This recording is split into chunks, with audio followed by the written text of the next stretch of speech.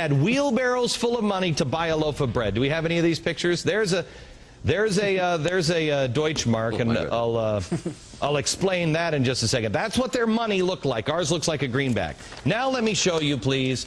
Let me show you this chart. We had a chart made. There's our wheelbarrow full of, that was for a loaf of bread. Here comes the chart. If you watch the chart, this is 1929, there was a stock market crash. This is how much money is in circulation. See the flat line, 1941, yep. 1965, yep. Vietnam, then yep. 2000, Y2K. Then a little yep. spike, then 2001, that was 9/11. Yep. There's 2008. Yep. This is October. Yep. Look at this. This is how wow. much money has been flooded in. This is exactly what happened yeah. with Weimar, and I have read story after story with people saying, well, nobody really knows what the effect of this will be. Arthur, yes we do. I mean, our old friend who passed away, Milton Friedman, says that inflation is everywhere and at all times a monetary phenomenon.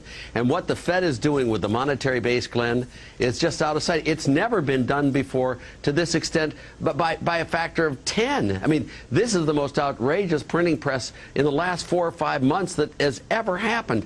It's going to be followed in a year or 2 or 3 from now with serious inflation unless something is done okay. right away. So, and I don't see it being done. And you know what's scary?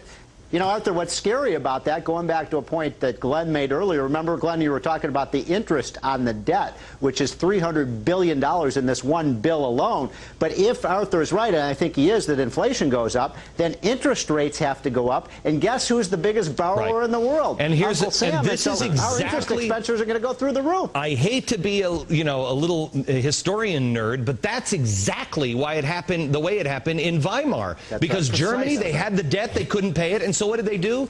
They took their money like this, $1 bill, and just marked it as what? Where is the camera? As they marked it as 1,000. Then, when that wasn't enough, a $1 became a 10,000. Then it became 100,000. Then it became $1 million.